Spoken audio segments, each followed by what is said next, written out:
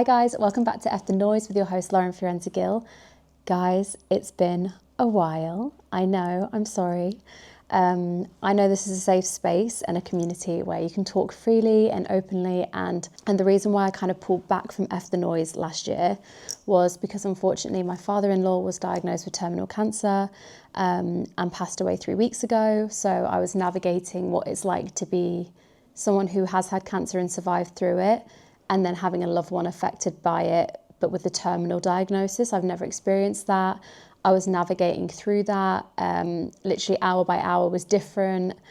It was quite triggering for me at points, bringing up some old things that I didn't remember of my own cancer diagnosis, and just walking through him with that journey. I just wanted to give it 120% of my attention.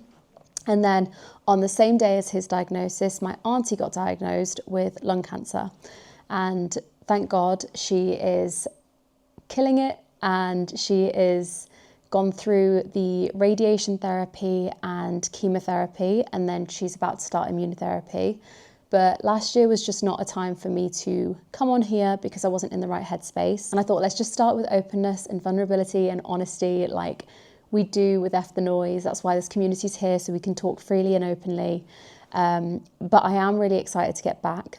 You guys may have seen on my Instagram account, Lauren Fiorenza, I've started singing again and doing that for wedding ceremonies and charity events. And that has just been something in the last year that's just set my soul on fire.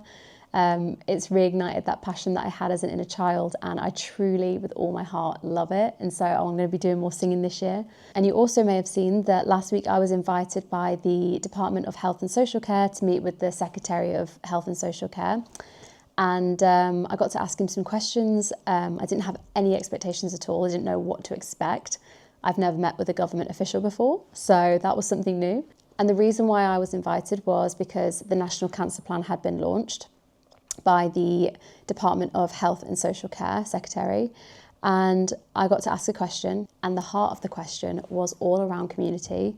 And I think especially after last year with 2 cancer diagnoses within my family and my close circle, community is just the core of what I want to do and the purpose of what I want to do in life with F the Noise. I want to make it the world's global #1 cancer community, because I just don't see a space aside from charities and aside from government schemes that just put people and patients at the heart of what it does, in the sense of making people feel seen, making people feel heard. And I know these incredible charities that I work with, they do that on a day-to-day basis, but my kind of target audience is all ages, which is amazing, all backgrounds, all types of cancer, all different experiences with it. So even loved ones, even people that are just cancer curious, I want to bring everyone together in one space. And my question was, has the government considered with this new National Cancer Plan of incorporating people with lived experience, patient first, points of view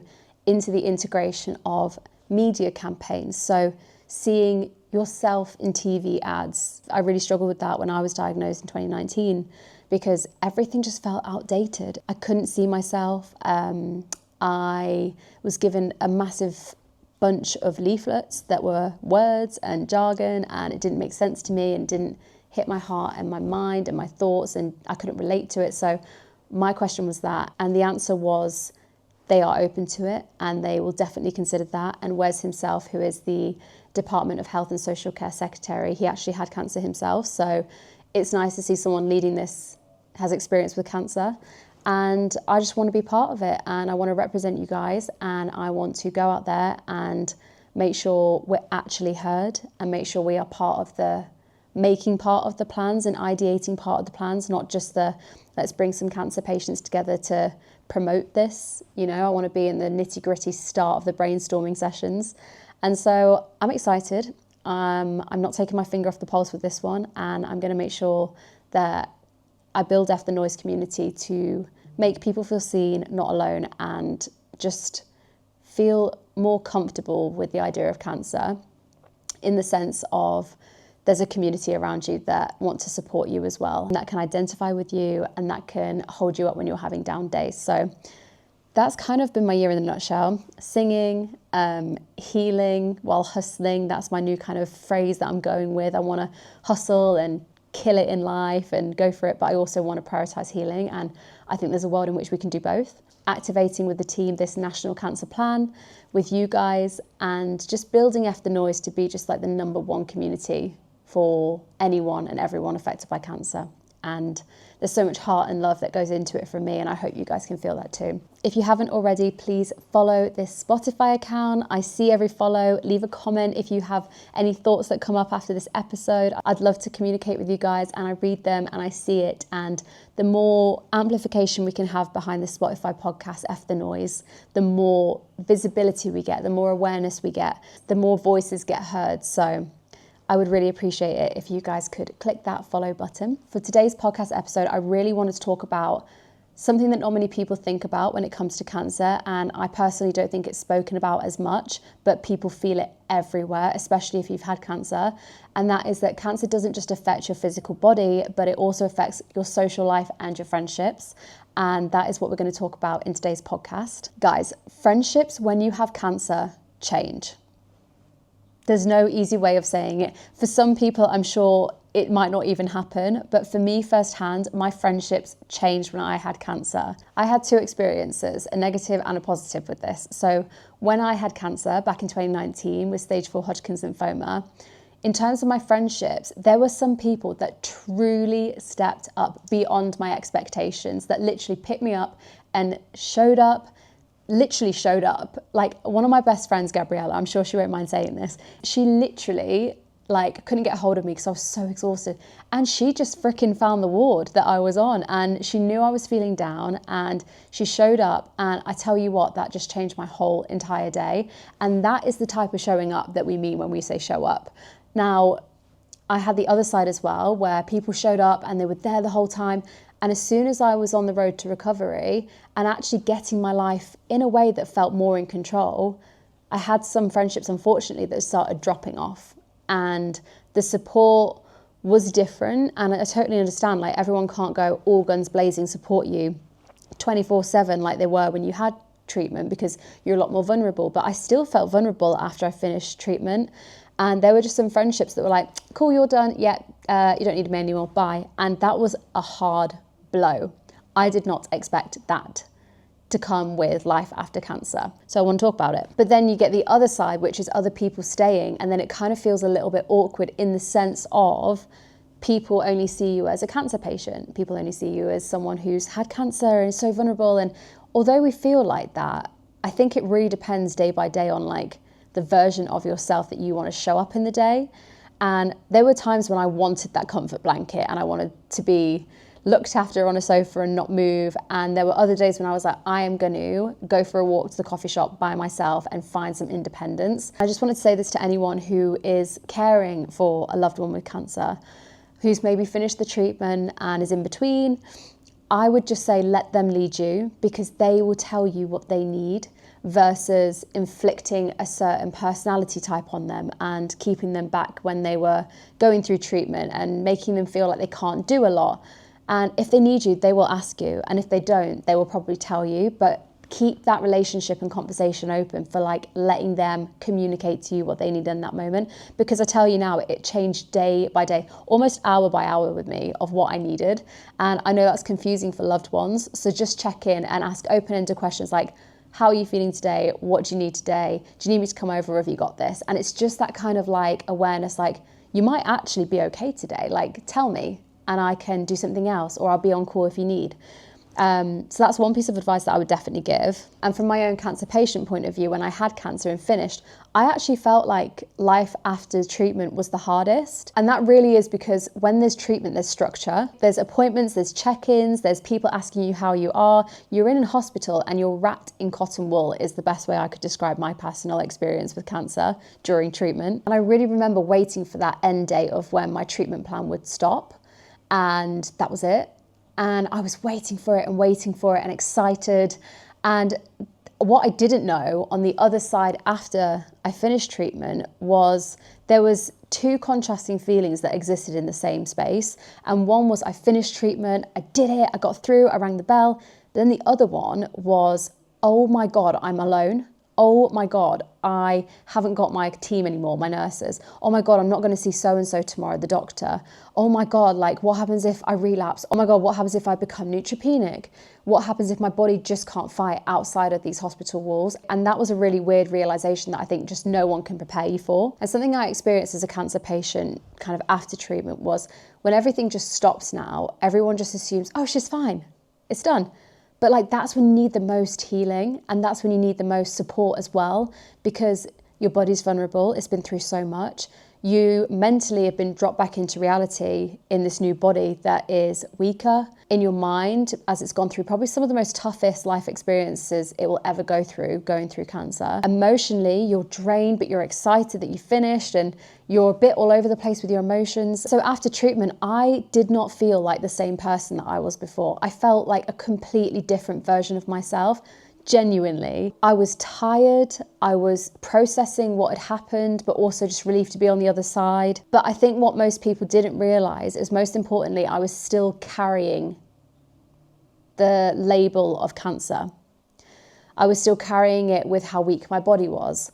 I was still carrying it with how I hadn't worked for so long, and that I was wondering, oh my God, like I'm someone who's had cancer, how am I ever going to get another job that I can have the same energy?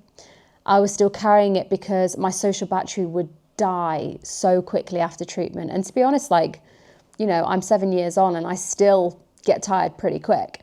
And so one of the things that I'm passionate about raising awareness about is, even though you finish treatment, you still carry cancer. And I'm not saying that cancer defines you. I'm not saying that you are labeled someone with cancer. What I'm trying to say, I guess, is that it just is sort of with you after treatment, and it's always part of you because it's such a crucial part of your life's journey. The struggles that you go through, the inner strength you didn't know you had to literally physically push your body through each single hour by every day during treatment, the emotional strength and mental strength that you get from it, but also the suffering that comes with it. And cancer is one of those things that shapes you, and you carry it. And I'm 7 years on and I do carry it, and I've been torn whether to invest time in talking about it or to just cut the cord and move on with my life. But you know what? For me personally, it's part of me, and I'm proud, and I am passionate about connecting with people going through it at different stages, because I do want to build a platform where people can feel seen and people can feel connected. And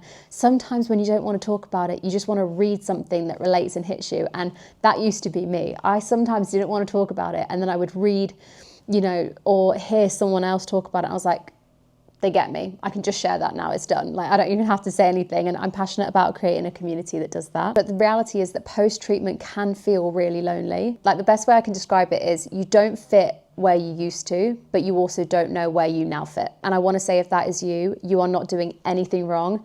And genuinely, if you are in that stage of your life and it feels a bit lost and it feels a bit, where am I?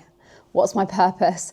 Where do I go now? That is honestly, if you can somehow flip it on your head, because I've been there, flip it on its head and see adventure in that. See self-exploration. See getting to rebuild a relationship with yourself as who you are now as the most beautiful blessing ever. And I spoke to this astrologist once, and she said it's like having a second chance of life. And I truly, truly, truly believe that.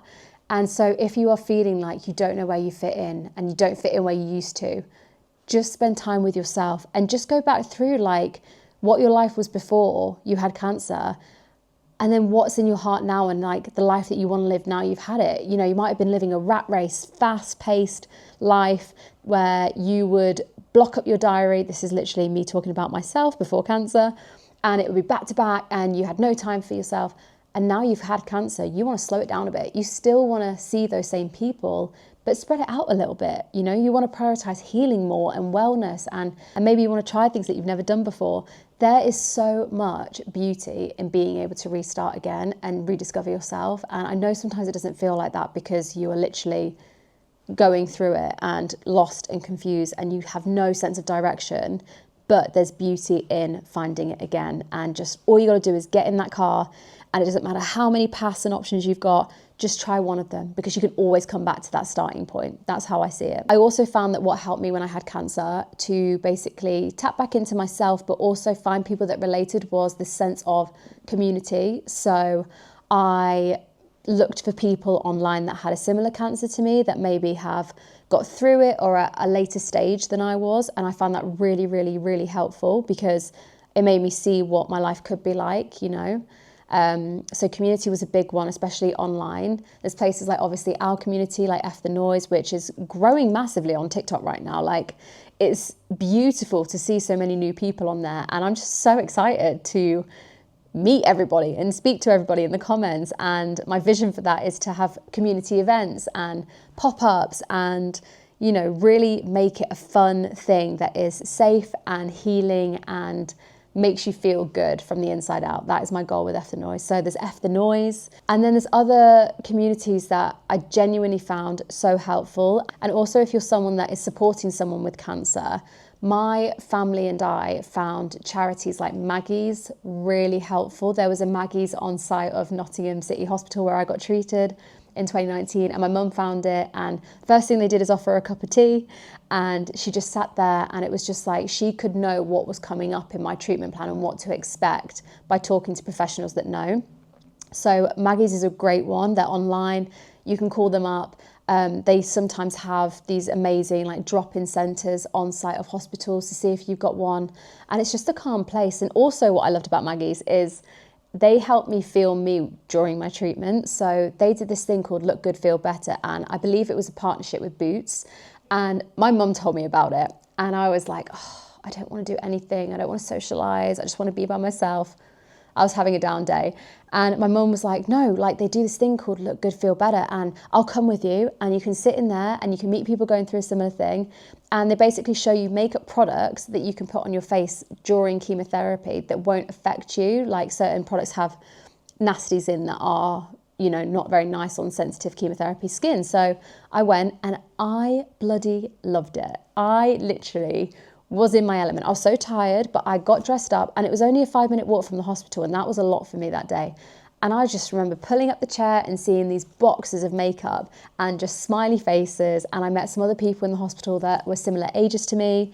And I just felt, again, like community. There was a community, there was a comfortability that I don't have to show or prove myself. And that was amazing. And then there's also other amazing charities like Macmillan. I love them, and Teenage Cancer Trust. You know, Teenage Cancer Trust obviously is for the younger age bracket, but I would say Macmillan is for all ages, and both of them offer the most beautiful services where you can just pick up the phone. And Macmillan, for example, I used quite a lot last year for helping understand how I can support my loved ones with cancer. So for example, my father-in-law, who was diagnosed with terminal cancer, who passed away a few weeks ago, I was calling Macmillan as someone that wanted to support someone with cancer, versus previous times I've used them of someone who has cancer and wants to know how to navigate it. So they're incredible. And Teenage Cancer Trust are an incredible charity that I used when I was going through cancer and younger. So there's beautiful communities out there. They do events sometimes. So if you are listening to this podcast and you were going, I can relate to everything she's saying about friends drifting away,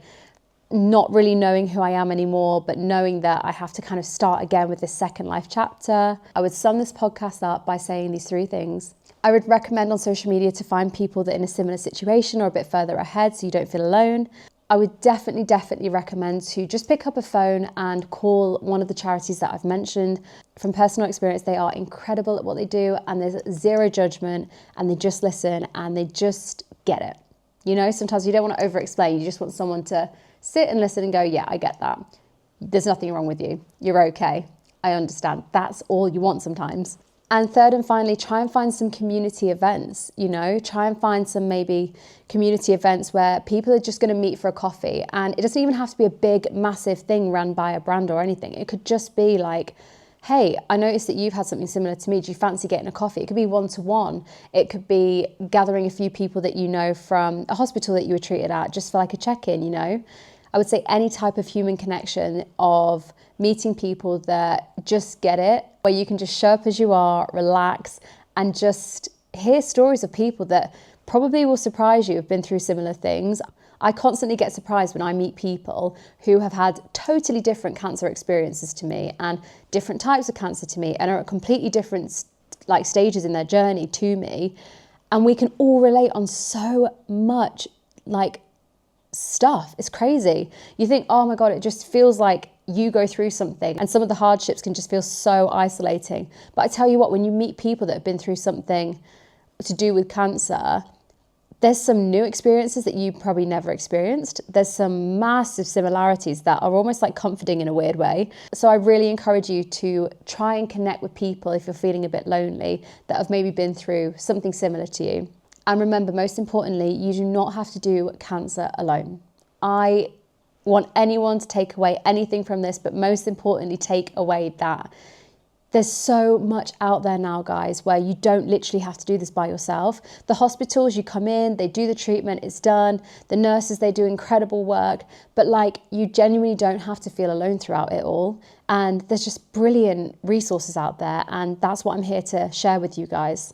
Whether it's a coffee in Maggie's or a DM to someone who's going through something similar, or saving a post that just relates to you, you are not alone. Guys, I can't even begin to tell you how nice it is to be back. I have missed chatting to you all so much. My heart is full, my cup is full, and thank you for being patient with me whilst I've dealt with my own life cancer experiences last year. I love that you guys are still here, you're still showing up, you're still listening to the podcast, you're still engaging and chatting to me, and we're going to build a community that we're proud of. And you know, this is just the start, and it's going to get bigger, and F the Noise is going to be something where we really fight for filtering through the noise and getting to the good stuff. That is my whole objective, getting to the good stuff for you guys, so you feel loved, supported, not alone, and heard. That is my purpose for you guys and my goal for F the Noise. But anyways, I love you so much, and I hope this helps. Don't forget to leave a comment if you found this comforting, or if you have any questions, please let me know. You can follow us on Instagram on F the Noise Podcast, and also on TikTok now, F the Noise Podcast. And I can't wait to connect you all. See you next time. Love you lots.